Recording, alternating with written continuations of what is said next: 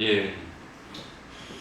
도저히 정말 열정적으로 우리 농민을 위해서 또 농산물권을 위해서 열심히 하시면서 환영을 합니다.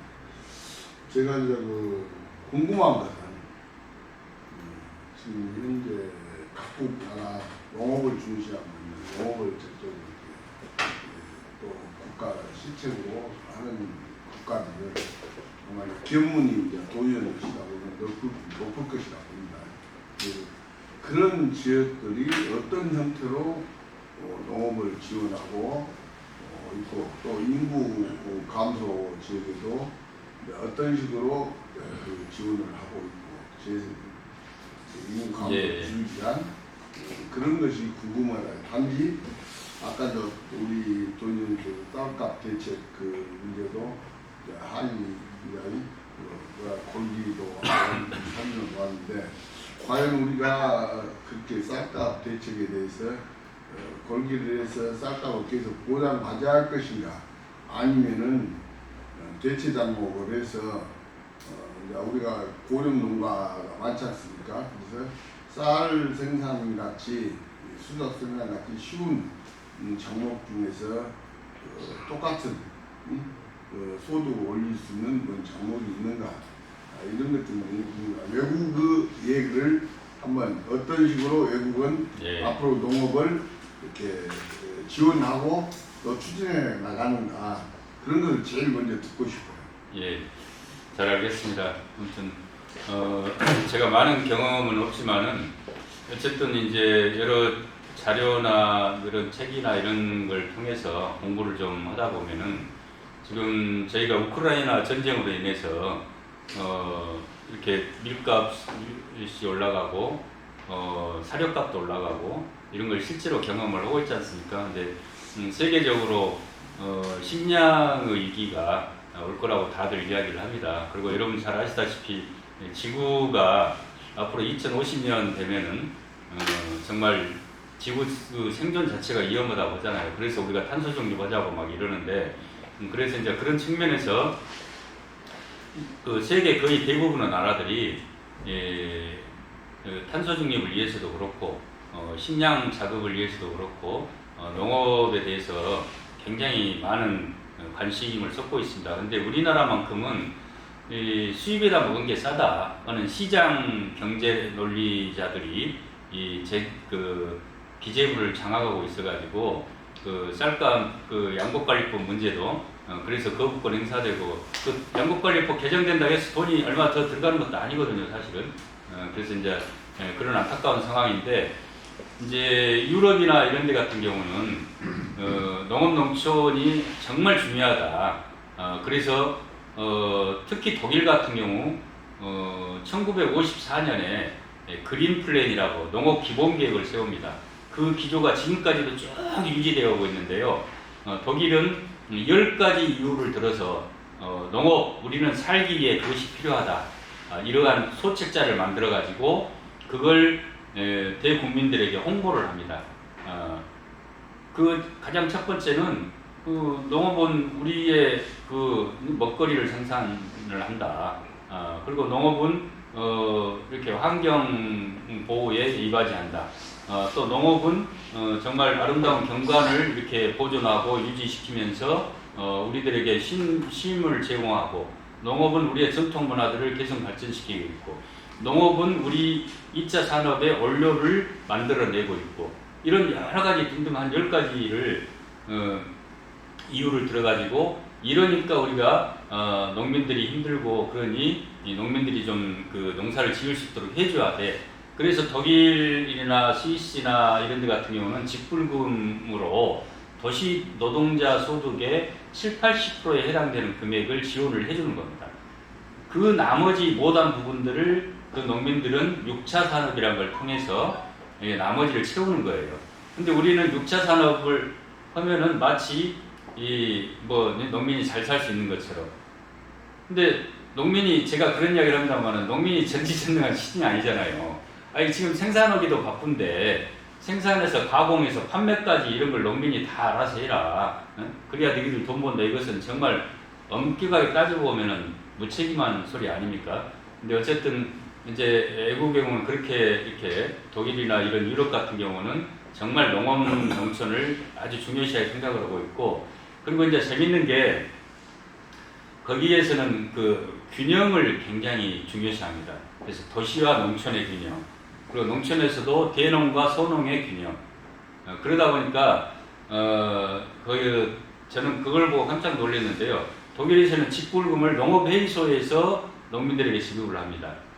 관에서 하는 게 아닙니다. 농업회의소는 관과 농민의 중간 조직이죠.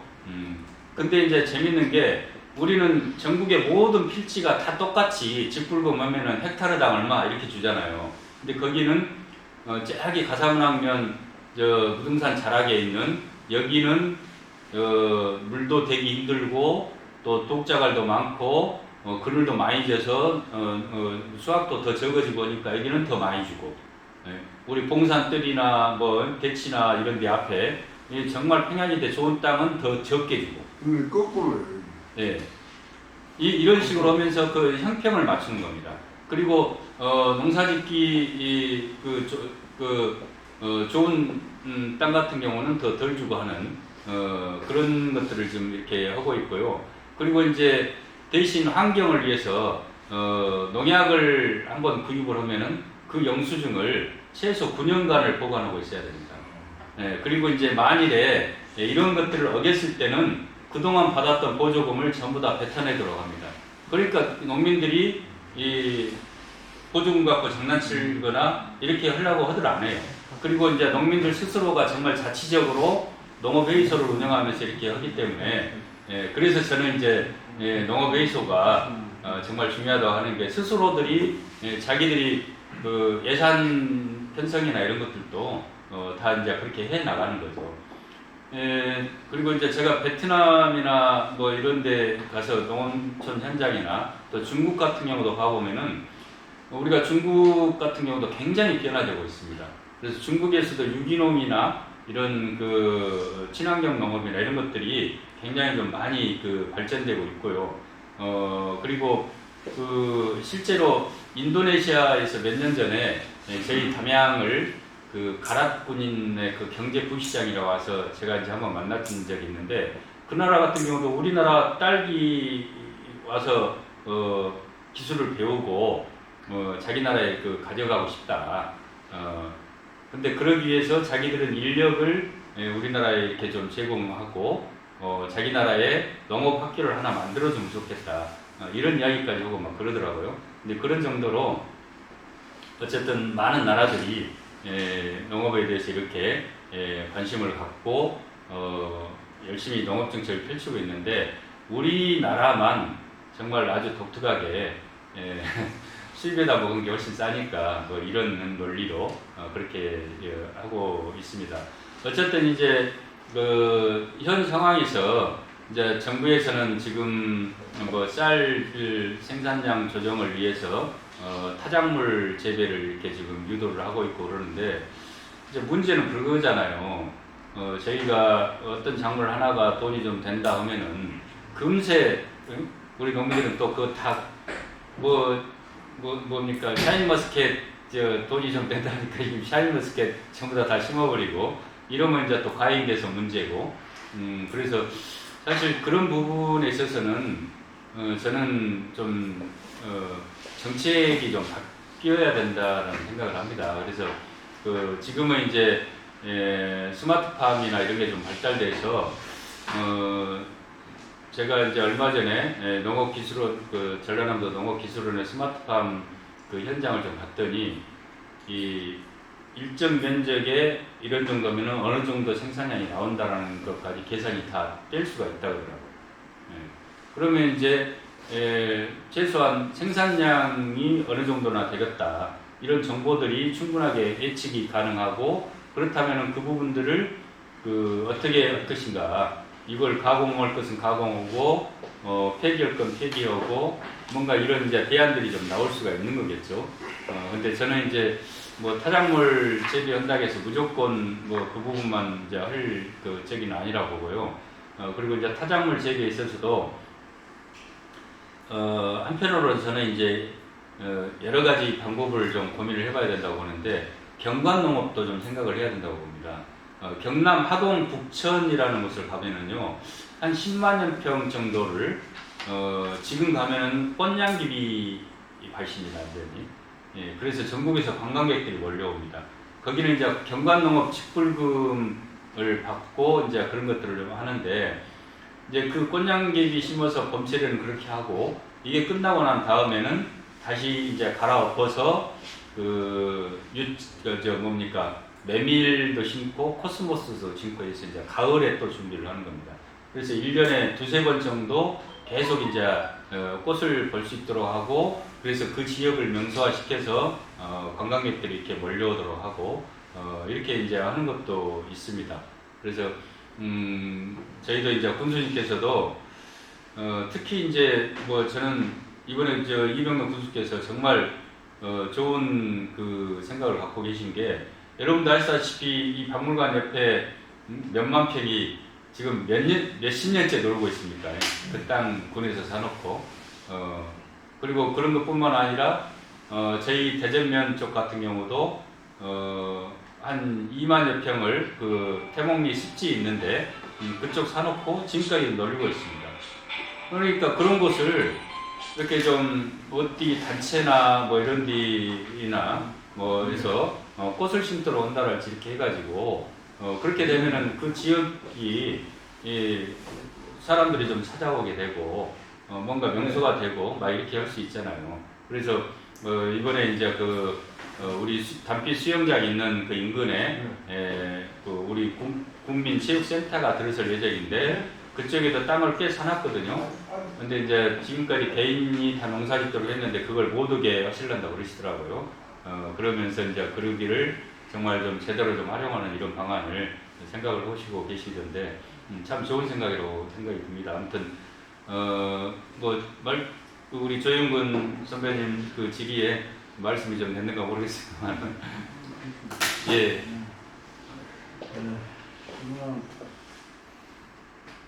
또 의견의 수고가 많으십니다. 네, 제가 질문하고 싶은 것은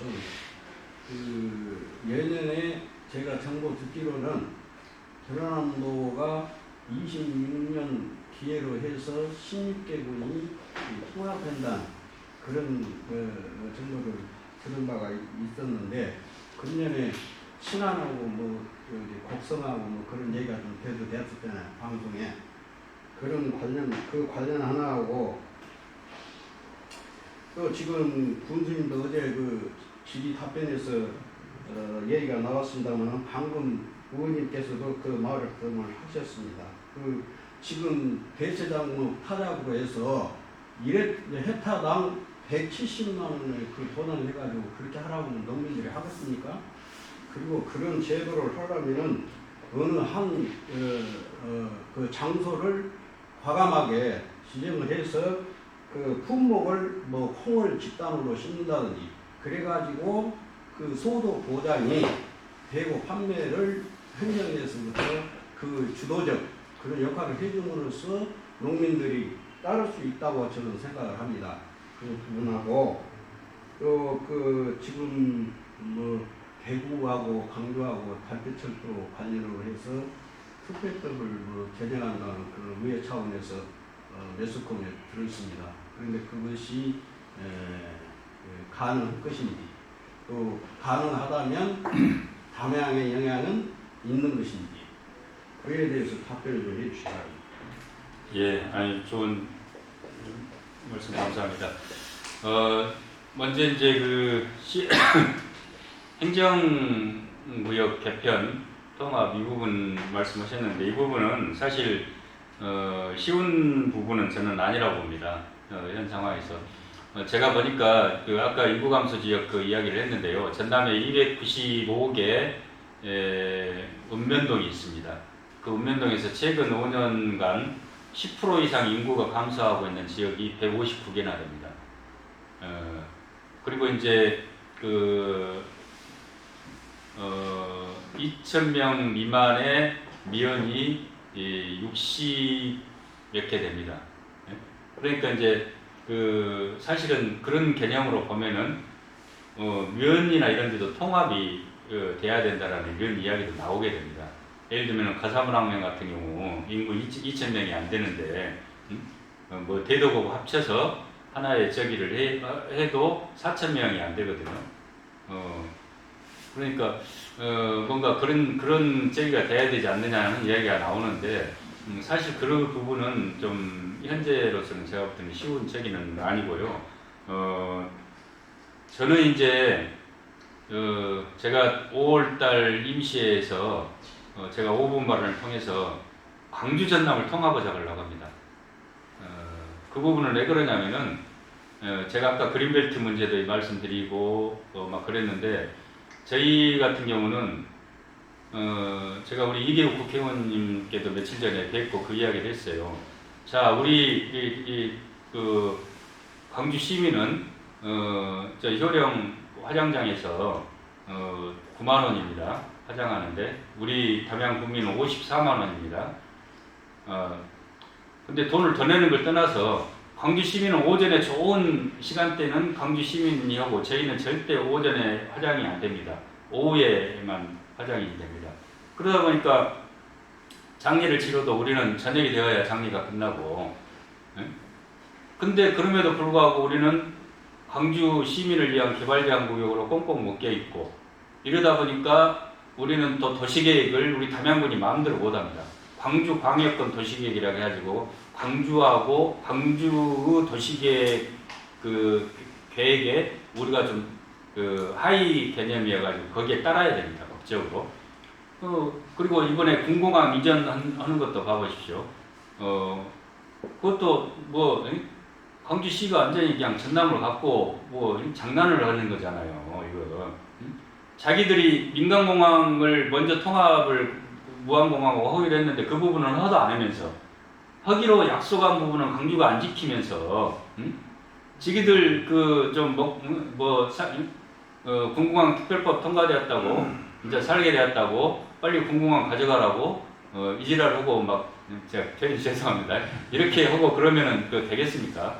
그래서 저는 원래 광주와 전남만 한 뿌리였고 그렇기 때문에 그리고 광주가 이제 150만 인구도 안 되고 그래서 또 요즘 메가시티라고 거대 도시로 나가는 게 이제 그 트렌드고 그러니까 차라리 광주 전남을 통합하는 게 훨씬 더 바람직한 거 아니냐 이제 이런 식으로 이제 주장을 하려고 이제 하고 있다는 말씀 드리고요.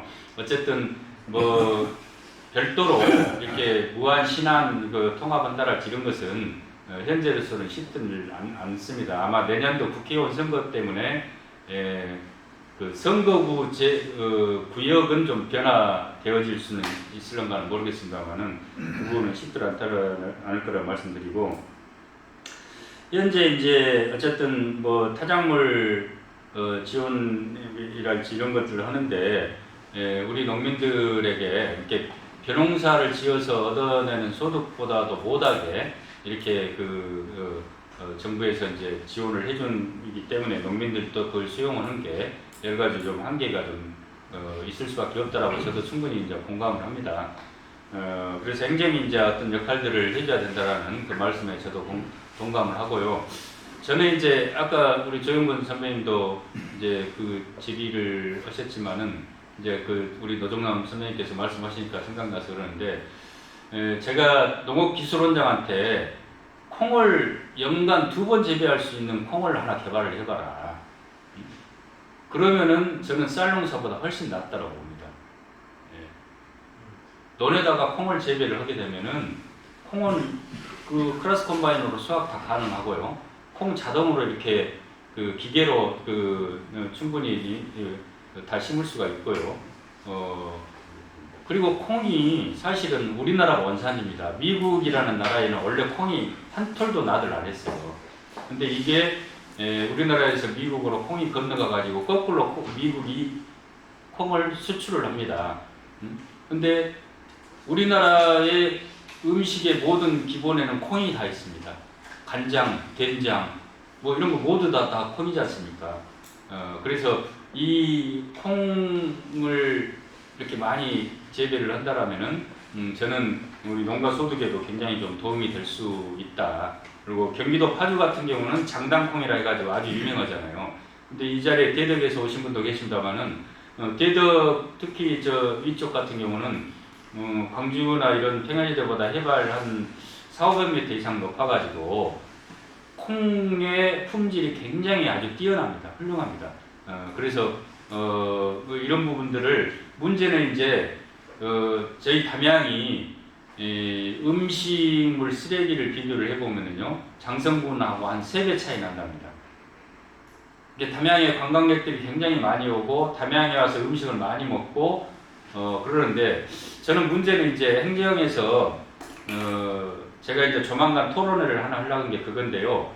먹거리 기본계획을 우리 전라남도가 세웠습니다. 근데 이것을 실행계획을 세워야 되는데 그 실행계획 내용에 저는 이걸 반영을 시켜야 된다고 봐요.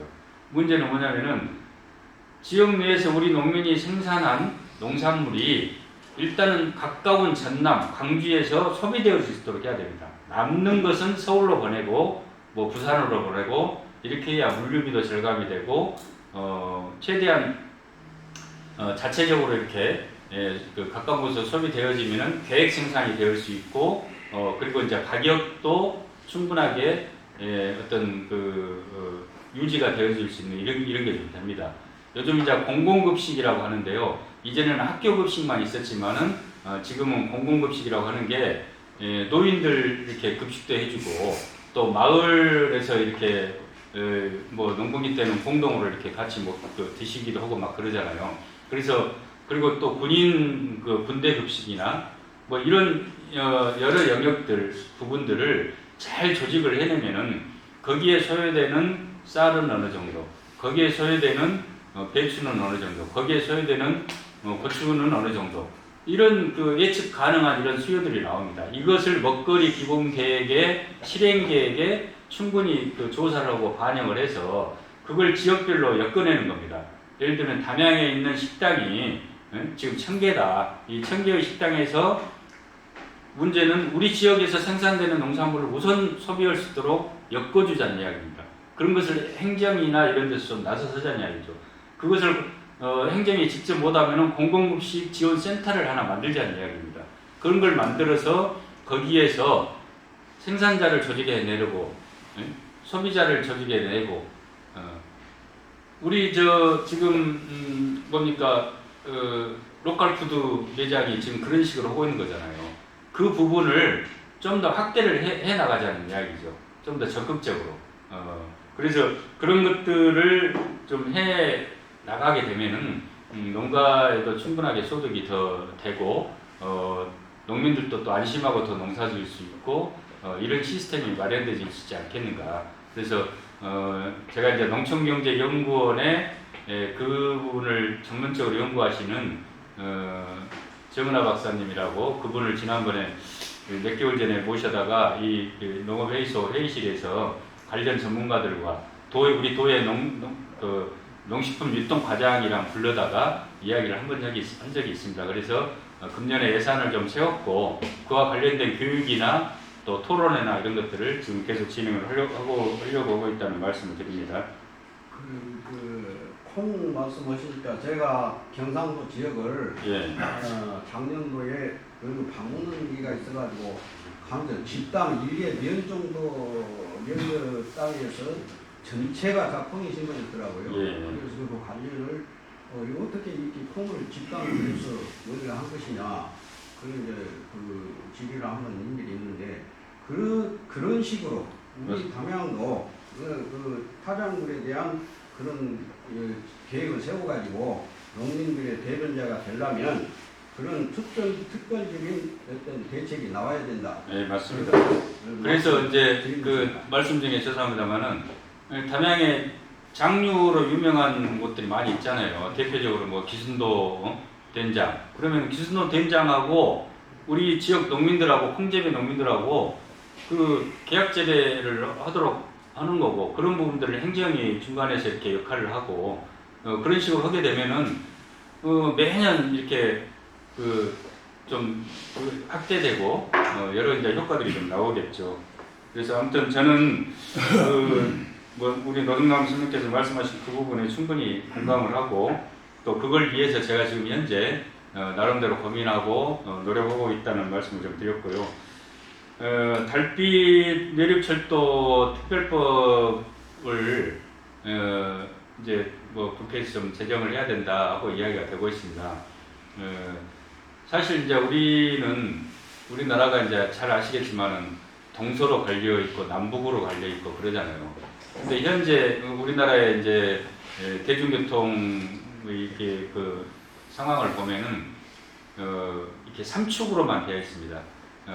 뭐냐면 서울, 부산, 서울, 목포 뭐 이런 식으로. 근데 동서로 연결되는 것은 제대로 안 돼 있어요. 예를 들면 목포에서 부산까지 연결이 되어 있으니까 제대로 좀 안 돼 있잖아요. 그리고 이제 뭐 군산에서 포항까지 뭐 이런 식으로 그래서 뭐 광주에서 대구까지도 이렇게 좀 연결이 되고 사실 88 고속도로가 그렇게 4차선으로 뚫리고 나니까 영남 쪽 관광객들이 훨씬 이쪽이 좀 많이 옵니다. 그래서 저도 이제 그 달빛 내리철도가 개통이 되면은 굉장히 많은 긍정적인 효과들이 있으리라고 생각을 좀 합니다.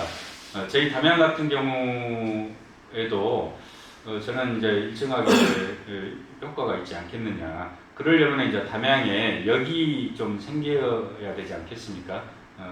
그래서 이제 그 역들을 이제 어디에 이제 어떻게 지역별로 이제 그걸 유치하려고 저기를 하고 할 건데요.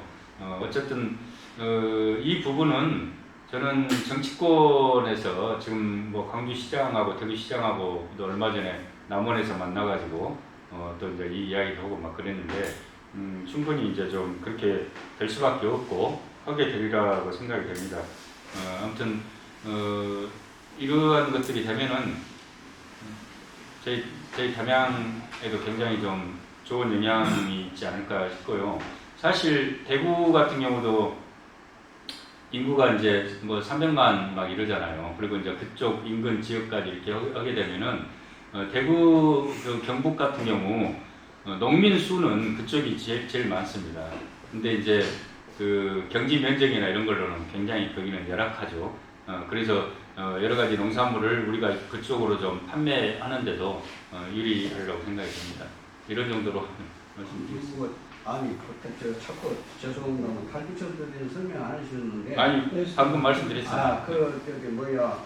항공 머시기까지 답사까지 이거 1, 2년 전에 다 했지 않습니까? 그런 것을 이제 진작 다 했죠. 문제는 이제 뭐냐면은 이제 이것을 왜 특별법이 저기가 돼야 되냐면요. 예산 문제 때문에 그럽니다. 그러니까 이제 우리나라는 500억 이상 들어가는 사업에 대해서는 예비 타당성 조사라 해가지고 그걸 하게 됩니다. 근데 이제 이 예타라고 하는 것은 줄여서 예타라고 하는데 이제 이게 좀 전문적으로 뭐가 있냐면요. 이를테면은 이 소위 수요가 얼마나 되느냐. 근데 그런 부분에서 저희 그 예타를 하게 되면은 답이 안 나옵니다. 우리가 서해안 고속도로가 김대중 대통령이 되니까 겨우 뚫어질 수 있었던 게 이제 그런 거예요. 그러니까 다른 데는 고속도로가 굉장히 많이 막 뚫렸잖아요. 거기는 인구도 많고 그러니까 이용객이 많고 그러니까 예비 타당성 조사에서 충분하게 타당성이 높이 나오는 겁니다. 근데 우리 같은 경우는 그런 부분들이 제대로 안 되다 보니까 그래서 그걸 면제받고 또 특별법이 이제 제정이 되어야 국가로부터 예산 지원을 대폭 지원을 받게 되니까 그래서 이제 결국은 모르지만 그래서 민주당이 180석이라는 자리를 국민들이 밀어주고 문정부가 내년 정부에서 그 타당성 검토까지 해가지고 하고자 할 수 있는 그래도 있었는데도 불구하고 그것을 성과를 못 시킨 관계도 상당히 있지 않습니까? 그래서 그런 점에 대해서 말씀을 드린 것이고 또 하나 그 태양광 문제. 지금 태양광은 호남에가 주로 집단이 돼 있지 않습니까? 이웃님이 아시다시피 그 경상도에다 비하면 훨씬 낫지 않습니까? 우리나라의 전국으로 봤을 때 그랬을 때 그 지금 저장으로 해서 그 산업 기업에서 가서 이동해서 써야 되는데 서울 이동 선로를 개설해야 그 방법이 터지지 않습니까? 그런데 그러지 않는 한 지금 민정부에서는 지금 그 태양광에 대한 불신을 가지고 계속 타박을 하고 있지 않습니까? 근데 그 대책은 의회 차원, 전라남도 또 의회 차원에서는 어떻게 하고 계십니까? 이제 그쪽은 이제 사실 제 뭐 상임위도 아니고 전공도 아니고 이제 그랬습니다만은 대체적으로는 이렇습니다. 지금 제주 같은 경우 우리가 가보면 풍력 발전이 많이 있잖아요. 근데 이제 아주 재밌는 게 제주가 전기가 남아도입니다. 근데 남아도는 전기를 이제 저는 이제 뭐 전기 뭐 전문가도 아니니까 전기가 이쪽에서 가잖아요. 전기가 가는 것은 되지만 저쪽에서 전기가 오는 것은 안 된답니다. 이렇게 별도로 선로를 깔아야 된대요. 그러니까 제주에서 전기가 남아돌더라도 그것을 이쪽으로 더 보낼 수가 없다라는 겁니다.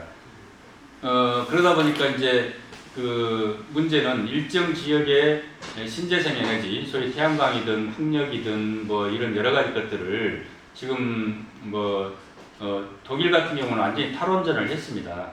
근데 이제 그런 걸 저희들도 이제 그 해야 될 필요가 저는 개인적으로는 있다라고 생각을 합니다. 근데 문제는 이제 그게 지역별로 자기 지역의 전력을 자급할 수 있는 정도의 용량,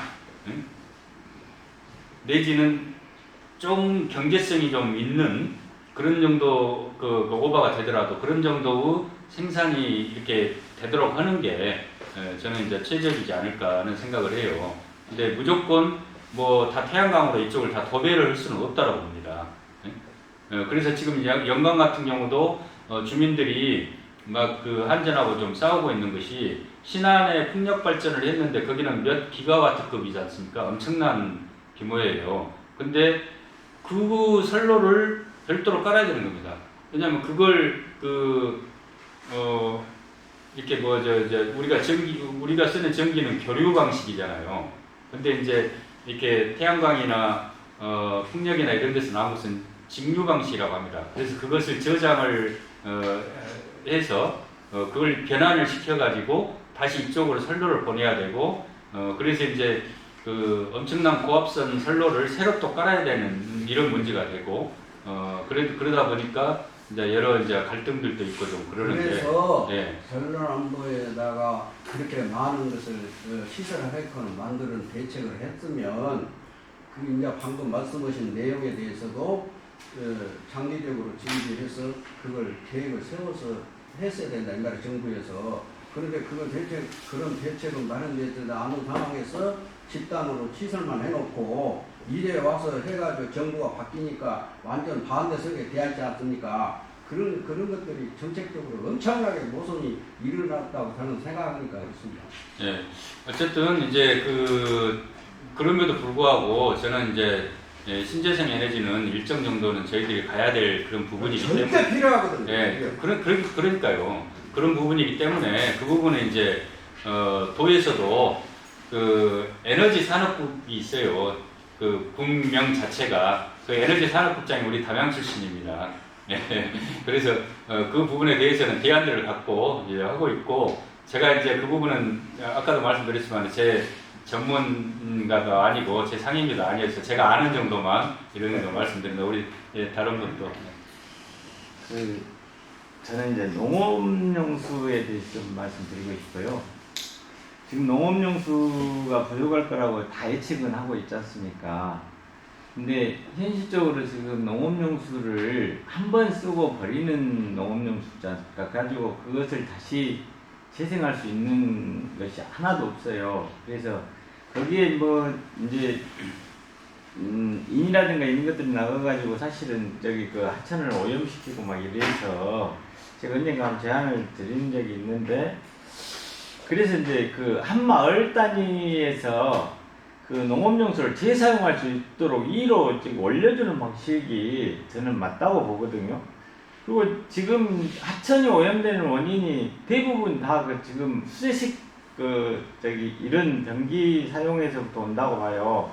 그래서 거기에 있는 이제 그 영양분이라든가 이런 것들이 부영양화가 돼가지고 사실은 하천이 망가지고 있는데 그래서 이제 마을 단위라도 이렇게 재사용할 수 있도록 2로 펌핑하는 이런 시설을 좀 갖춰줬으면 거기에서 인이라든가 이런 것들 전체적으로 소화해서 최종적으로는 내려가겠지만 그래도 그 농업용수 재사용이 저는 제일 효과적일 거라고 봅니다. 그래서 그 부분을 전라남도에서 좀 추진해서 어디다가 시범 사업이라도 좀 해가지고 그런 것들을 추진해보면 어떤가 싶어서 드려봅니다. 예, 아주 좋으신 말씀입니다. 이제 사실 제가 그 부분은 도의에 막 들어가가지고 제일 먼저 문제 제기를 좀 했었습니다. 정말 지금까지도 그렇습니다만은 가뭄 때문에 이제 우리 농민들 여러 가지로 이제 애로들이 많으시잖아요. 근데 이제 그 가뭄 해소 대책으로 관정을 이렇게 하기도 하고 그러지만은 관정에 한계가 있습니다. 이게 지하수도 이제 수위가 많이 내려가 버렸고 또 지하수가 영원한 것도 아니고 근데 이제 그래서 이제 저는 폐수를 재활용하는 방안을 강구를 하자. 그리고 이제 영산강이랄지 이렇게 강줄기마다 이렇게 일정 지역의 양수 펌프 시설들을 좀 만들어낼 필요가 있다. 그리고 무엇보다도 그러한 연구를 좀 해야 된다고 한 게 정수 시설을 펌프장에 정수 시설을 할 필요가 있다는 이야기를 했습니다. 사실 이제 얼마 전에 광주 전남 환경농연합 관계자분들이 저희 상임위를 찾아왔어요. 그래서 우리 위원장이 이제 저를 또 부르더라고요. 그쪽에 이제 제가 조금 이제 더 좀 많은 제기들이 있다라고 해서 그래서 이야기를 좀 했었는데 영산강에 지금 낙동강이나 이런 데서는 이미 녹조가 이렇게 발생을 해가지고 그래서 4대강 사업 때문에 이제 우리가 녹조라떼 막 이런 이야기를 하잖아요. 금강도 그렇고.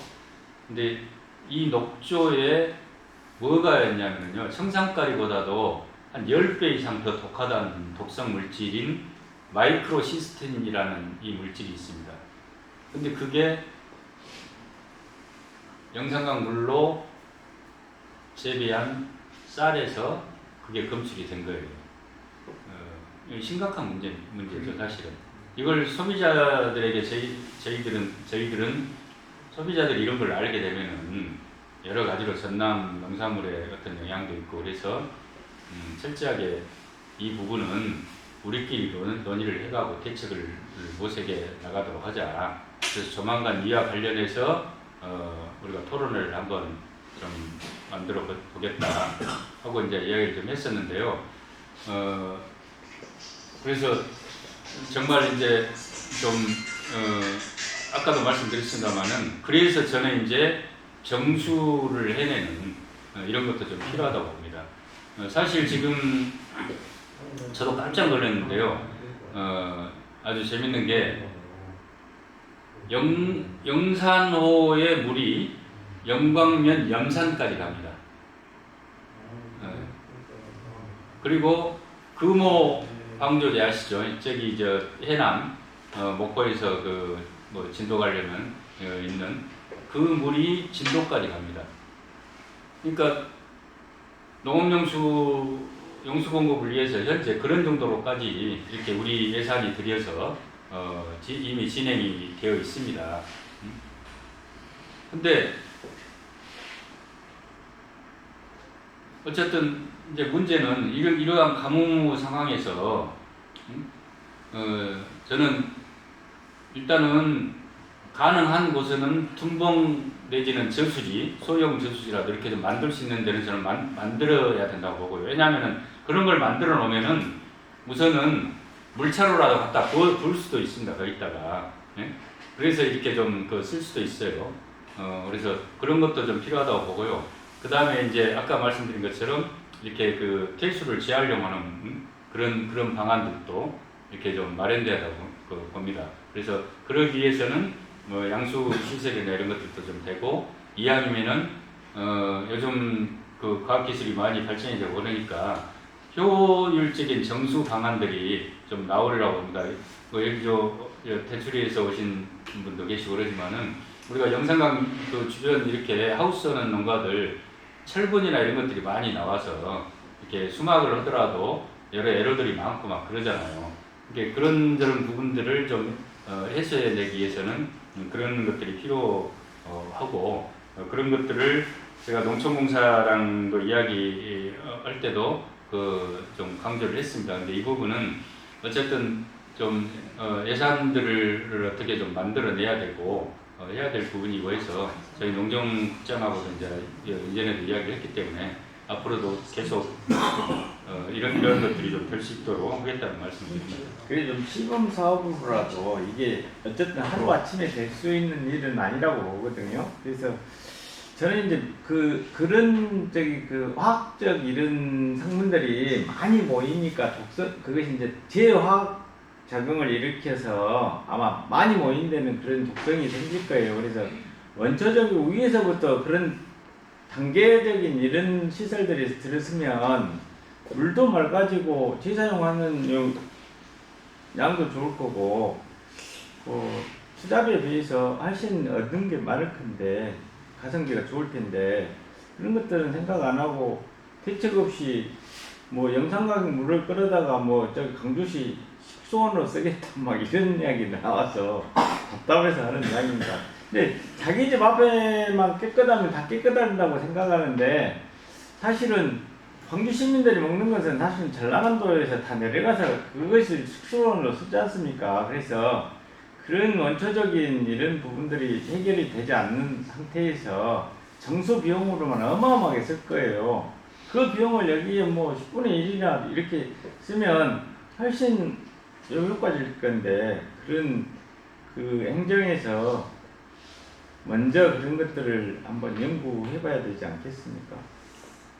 그 선생님 물방울에는 저도 하우스로 수십 년간 한 경험도 있습니다만은 현재 누구도 자연적인 민폐적인 그 고갈된 상태이기 때문에 물을 갑순이는 예를 들어서 100m 봤어요.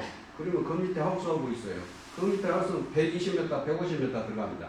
그래서 고갈이 이게 지금 인재반 자연적인 그 현상이라고 봐야 돼요. 물을 구입할 수가 없어요. 바닥에 고갈이 된 상태이기 때문에. 그래서 그런 것들은 상당히 누구도 해결을 한다는 방법이라는 건 굉장히 어렵다. 그렇게 생각합니다. 예, 그리고 그 시간 관계상 제가 마지막으로 한 번 그 질문을 받고요. 그 다음에 질문 받고 난 다음에 끝나면은 제 의원님하고 기념장 있으니까. 제가 한 말씀 드리겠습니다. 지금 국민이나 행정에서 자꾸 타작물 하면서 타작물을 권장을 하는데 지금 농민들이 타작물을 하고 싶어도 못하는 게 제일 판로가 문제입니다. 예를 들어 말씀드리자면 저 영광은 이 본부를 장려해 가지고 좋든 나쁘든 100% 다 수매를 합니다. 분해에. 또 복성 같은 경우는 토란을 장려해 가지고 그것도 100% 다 수매를 해갑니다. 근데 우리 담양 같은 경우는 타작물을 하라고만 하지 판로는 개척을 안 해줘요. 판로만 있으면 하지 말아요. 더 많이 할 겁니다.